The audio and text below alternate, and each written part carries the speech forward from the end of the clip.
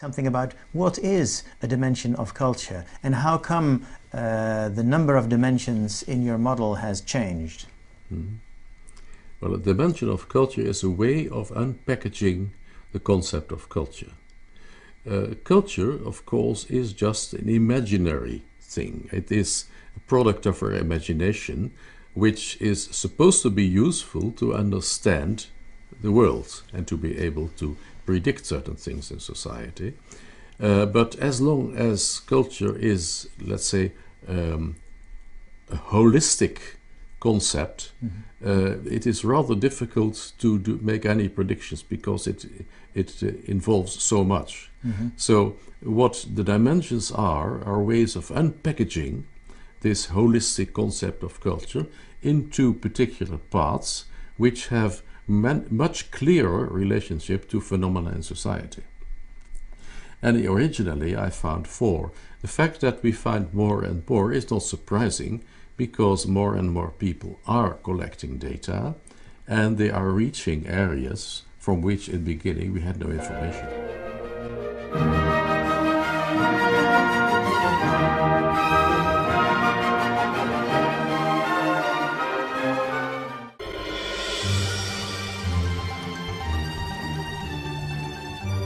In the 21st century, the opportunities and challenges of cross-cultural communication are an important dimension of everyday life. Cross-cultural communication is it's extremely important in today's society. We increasingly find ourselves amongst people who are different from us, people from different backgrounds, different cultures, and oftentimes when we look at accomplishing daily tasks that we need to, cross-cultural understanding may mean the success or failure of being able to fulfill those. So how and why do communication styles differ from culture to culture? There are 2 primary forms of socialization. Primary socialization is the process whereby people learn the attitudes, values, and actions appropriate to individuals as members of a particular culture. Anticipatory socialization refers to the processes of socialization in which a person rehearses for future positions, occupations, and social relationships. One of the universal dimensions of culture is time. It's been said that we all live time just a little bit differently. Monochronic time and polychronic time are 2 broad categories of time distinctions. When people say that everybody lives time just a little bit differently, what they mean is simply that different people from different cultures conceive of time in different ways, and often it's not something we think about, but it's expressed in our everyday routines, from work to how we interact with other people. Some people adhere to what we call clock time, where everything is scheduled and we have to be at certain places at a particular time, and it's important to adhere to that. While other people see maintaining relationships as more important than keeping a tight schedule. This area of time difference is often a source of misunderstanding when 2 people are operating on 2 different conceptualizations. So sometimes when someone doesn't show up on time, we may think that they're not valuing our time or that we take it personally, when they simply may be operating from a different framework. Regardless of whether messages are direct or indirect, effective communication depends on recognizing and acknowledging power. In thinking about the notion of authority and status in different cultures, it's important to recognize that what's valued in U.S. culture might not be the same in other cultures. Asian people cannot drive. All Indian people are doctors. Native Americans are casino-loving alcoholics. These kinds of stereotypes and the prejudices they support are major barriers to cross-cultural understanding. Stereotypes and prejudices are often used interchangeably, but they're a little bit different. Stereotypes are simply ways that we expect people to act or to be in certain situations. So we think certain people that are a member of a particular group will act in a particular way. I need a dollar, dollar, dollar, that's what I need. Hey, hey.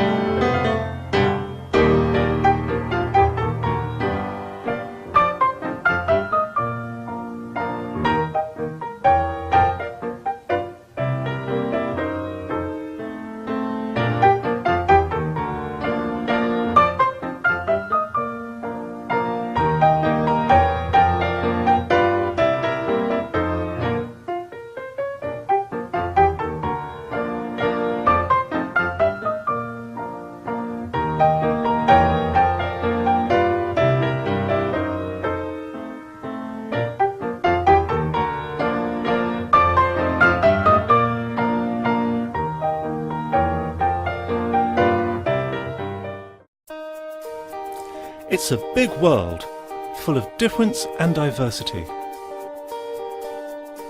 How you see others is influenced by your own cultural perspective, and how others see you is influenced by their cultural perspective.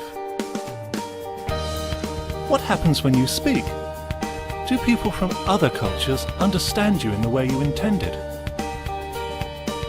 And what happens with different cultures in the workplace? How rigid or flexible is their approach to rules? Is formal or informal behaviour expected? And how do different cultures approach timekeeping? In today's global business environment, it is essential to learn how to navigate across different cultural landscapes. You need a good set of tools to do this. You need an understanding of how different cultures trade and do business, an insight into how different cultures communicate, and a clear idea of how different cultures manage people. To be a savvy global traveller, you need to be willing to undertake the journey of understanding other cultures.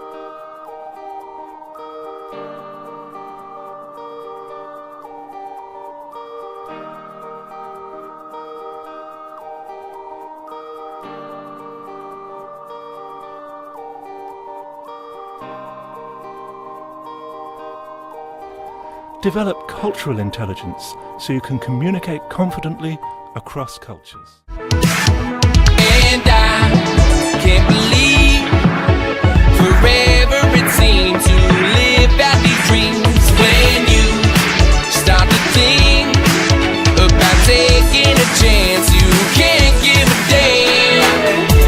I'm a hopeless romantic, fell in love with a similar idea, with a little bit of luck and a whole lot of work. I can make every one of these bitches real. So we don't care what the people say, and we don't care what they wanna do, and we don't care about it anymore. We do what we want. I ain't wasting no more time. It's now or never. I'm about to get mine. It's now or never. I'm about to get mine. It's now.